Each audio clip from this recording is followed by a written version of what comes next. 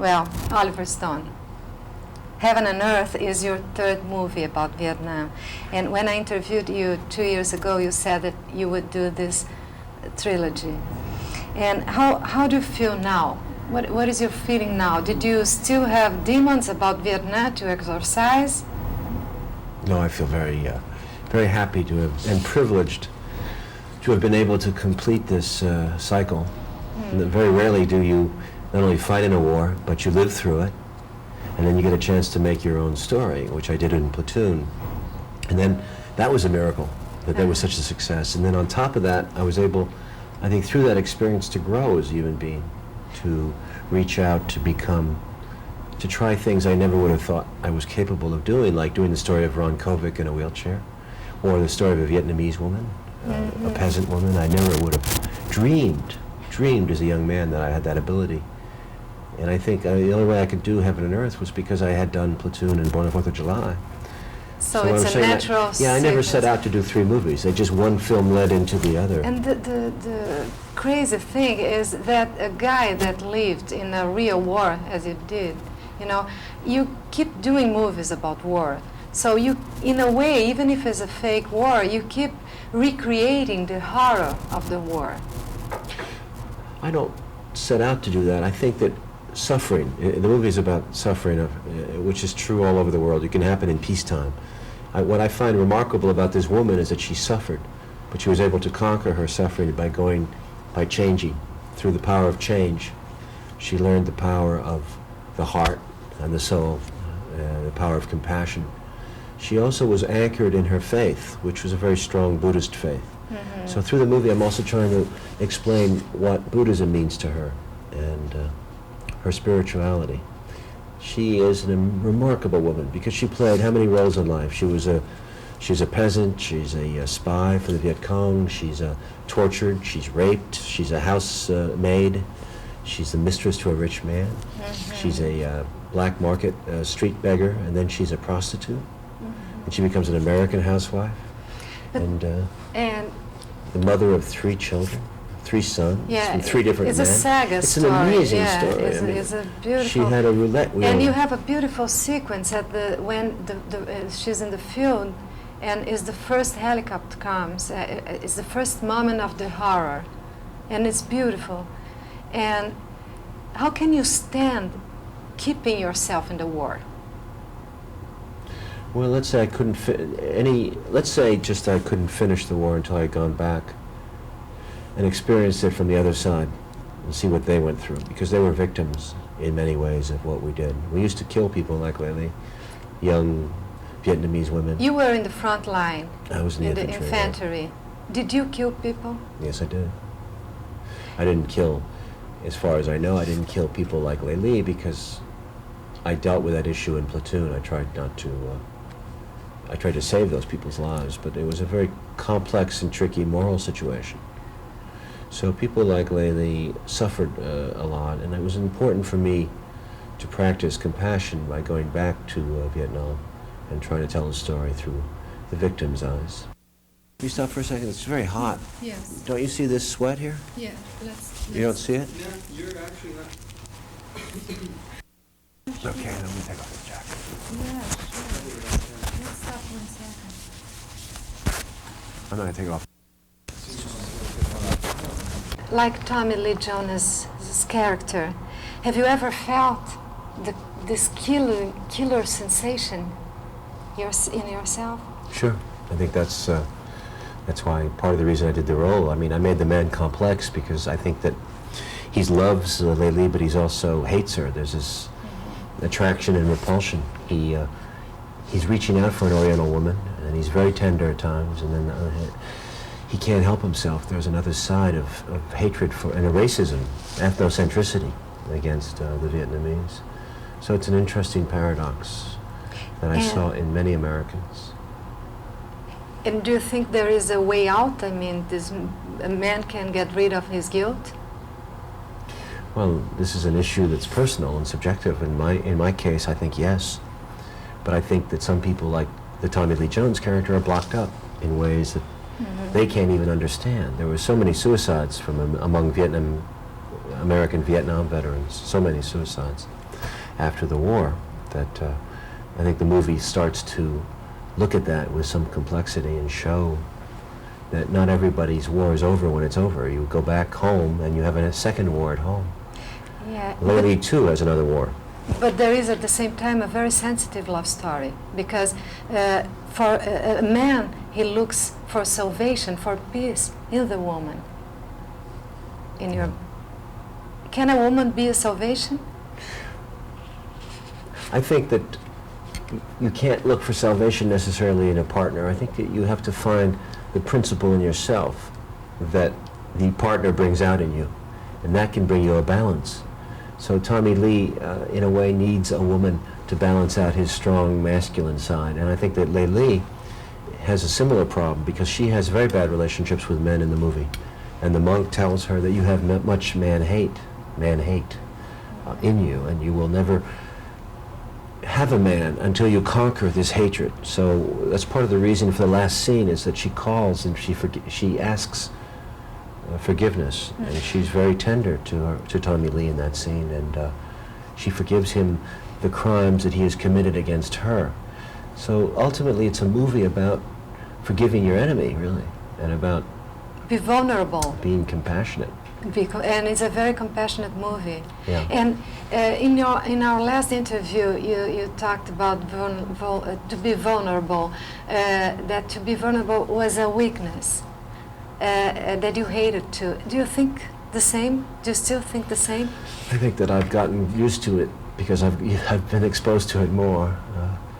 And I think that when you're younger, you tend to fight it, and you tend to resist being weak. You tend to, as a man anyway, I can talk, and you resent criticism. And I think as you get older, having been beaten up so many times, you start to say, well, I'll just accept it, and I'll go with the flow. So you become less sensitive to criticism, and you become more vulnerable, to be honest. You allow yourself. People can break you, yes, people can break you. I think it's important to maintain, you have to maintain your strength of spirit to shield yourself too from being broken in this world. I mean, there's so many times that we get ripped up, personal lives are all screwed up, so it's a tough bargain.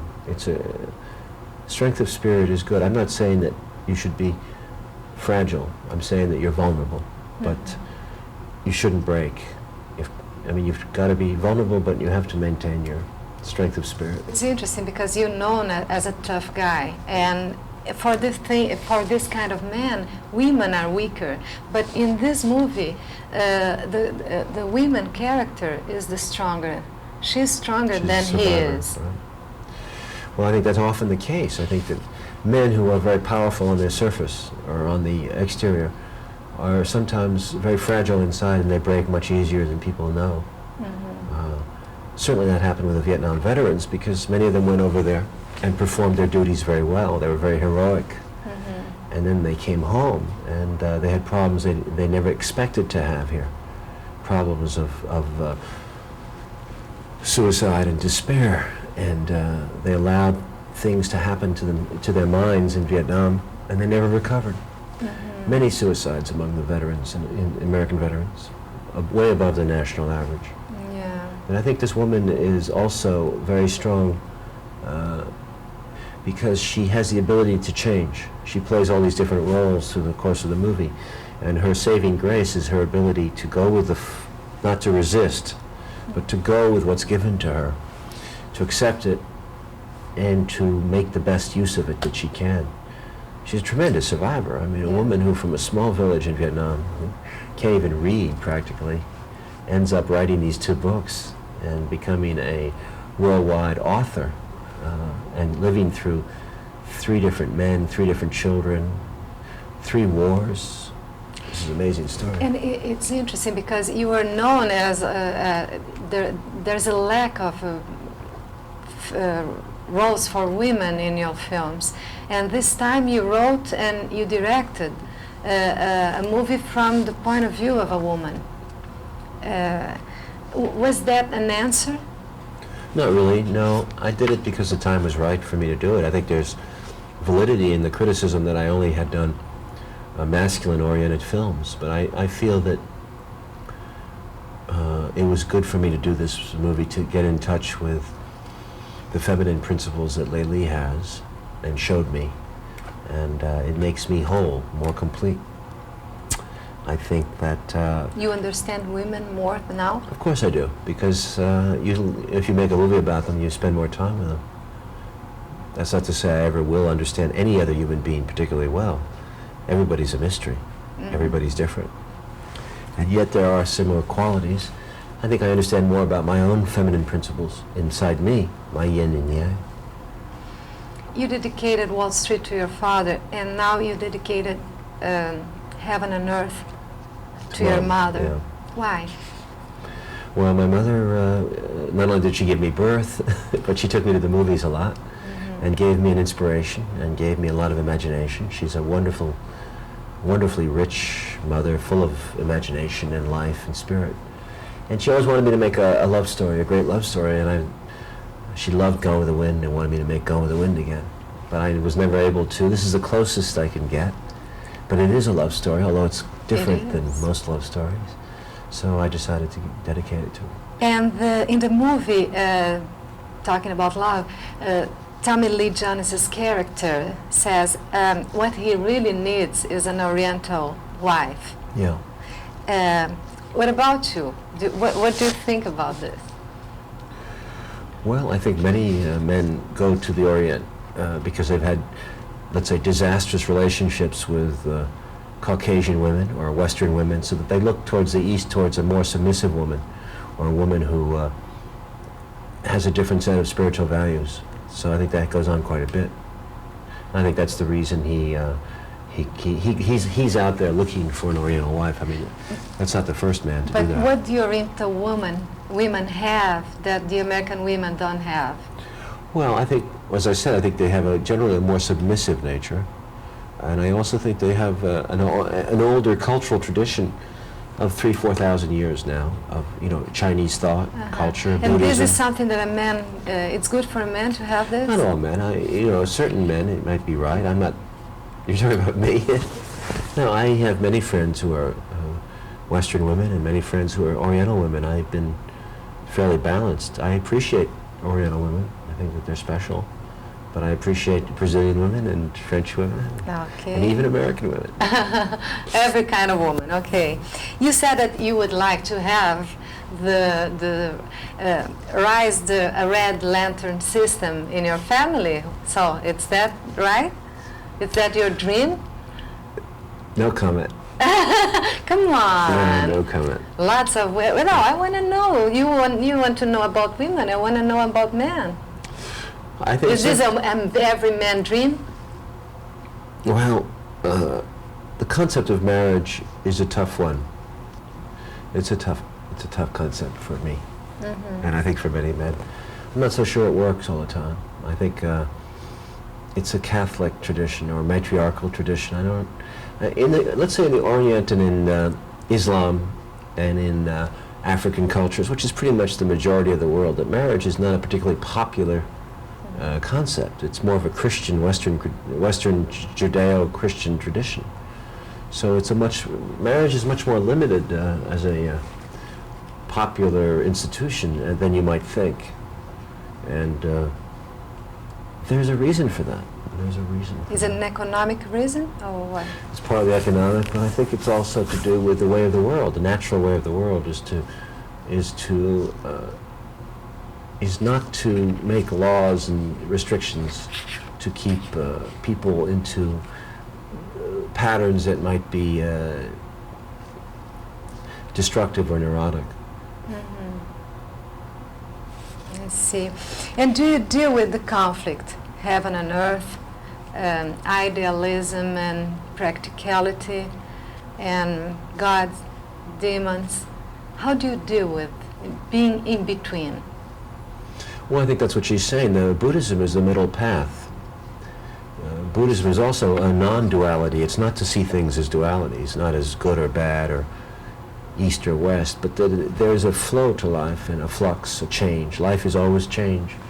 And she realizes essentially that she belongs, you know, in between, as we all do. That our life course is never that fixed. It's always marked by change and flux. And I think that's an awareness that comes after much suffering and much traveling. And sometimes it's obvious, and yet it's not obvious. We don't see it. It's easy for you to deal with this. I think we all have to. I think we all have to. At the end of the day, those who survive the best are those who adapt to the way of life, to the middle path. I call it, for lack of a better word. And the last time you said to me, I think it's Cortes' sentence, be careful to not cast out your demons, because maybe they are the best part of you. The best part of Goethe. you. Yes. I think it was, or Nietzsche. Is that, you think, is the best, your best part? Oh, I happen to agree with old Frederick on that one. I think that you can heal yourself of many things, and you can become a better person and a fuller, happier person. But there are these little devils inside, and sometimes those devils, in their own strange way, are the most interesting part of you, at least as an artist. I'm only talking as an artist. Yeah, I'm not talking as a... I think what Nietzsche is saying is that don't be so sure of what's bad in you, because that might be good in you. Mm-hmm. So don't be judgmental. Don't be fussy and critical of yourself so much. But do you consider yourself as the bad guy or the good guy of your movies? That's a very good question. I think that as I've gotten older, I see both sides. And I think that I always wanted to be the good guy. I think that most people want to be the good guy in their own drama. Mm-hmm. So I always create this scenario, and that opens you up to tremendous amount of pain and hurt, because that role is not given necessarily to you to play in the public sector. Sometimes people don't react to you as the good guy. They say you're the bad boy or the bad guy or the rebel. And I've often had a role of a rebel. You know, I've said things that were unpopular. I've attacked institutions that were sacred. So I can't say I've played the role of the good guy all the time. But to some people I'm a good guy, and to some people I'm a bad guy. Mm-hmm. So I've been in between, like heaven and earth. Yeah. And I've learned to live with this middle way and say, look, I can't be popular or to everybody. I must accept a loss of love and a loss of popularity. And can the good guy survive? Of course, I mean, but I think you're going to have to survive as an in-between. I don't think you're going to survive as a good guy. Mm-hmm. See, anybody who goes through life thinking himself a good guy has a tendency to put himself into a position where he becomes either a narcissist or self-righteous or dangerous. Mm-hmm. Because he's an idiot. Because you can never always be the good guy. You become like Bill Clinton. You try to be happy to everybody. You're waving and waving, and you say anything to anybody. But you have to take a stand. You have to have your principle. Otherwise, you're like... You have to, otherwise, you can't... You're asking me a very difficult question. Okay. Principle has to be flexible, like bamboo, but you have to have some bamboo. You can't be just wind. You must be bamboo and wind. I like it. Talking about Clinton, Bill Clinton, he's concerned about the violence in the movies. What is your opinion? Well, I think that as filmmakers, it is our job to explore the unconscious, the dark side, the taboo, the sexual taboo, the violence, death. I think if you repress that, if you censor that in any society, it's a nightmare, because it will always come up. Mm-hmm. So censorship is wrong, and his attitude is wrong. On the other hand, I have to agree that those people who show violence as something easy, as something that can be easily done without any consequences, are also bad people. Because if you show violence, you must show it authentically, with real strength behind it, and show the damage, the consequences of violence. And so I guess good violence, well done, is good, But violence that's shallow and superficial and has no meaning except for sensation is bad. Yeah. And how to But control no one's this in gonna the say, industry? yeah. There's no way to control. You can't. You must only, it's between you and your own conscience. And do you think the audience loves violence? I think that audiences like excitement and action. They don't necessarily love violence. If violence is a part of the action and the excitement, then it flows naturalistically from that. People like action. And can America live without violence? No. Violence is the American way. Life is violence. It's not just American. No, the world. I mean, the way you're born is violent. The way you die is violent. The way you live, I mean, we live violently. Murder is part of life. So is death. I think that violence is very much a daily part of our lives, and those people who run from it are not facing reality. They're trying to escape into a Pollyanna.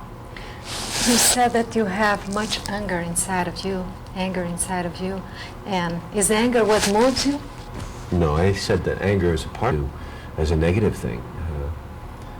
But anger is not something to deny, put it that way. You know, I don't believe that you can do psychotherapy and say, I'm going to take my anger and not deal with it, and I'm going to put it here and then I'll never see it again. I don't think that's true. I think anger has to be there.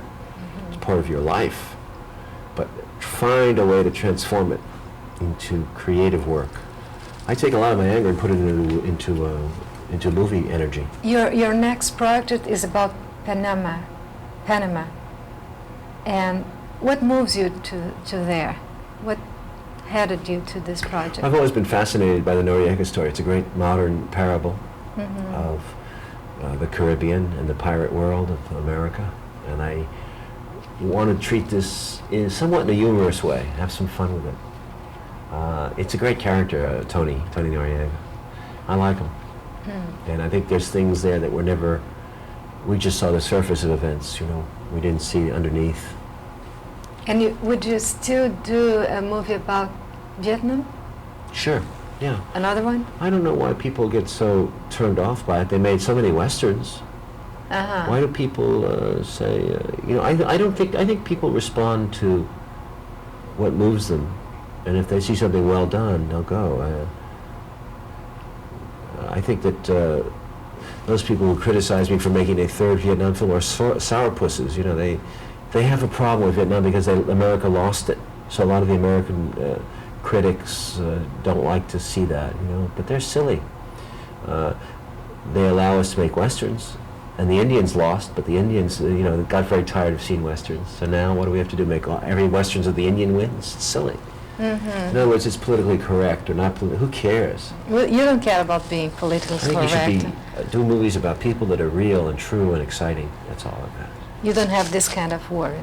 I don't have categorizations in my head about Oliver Stone and about Vietnam.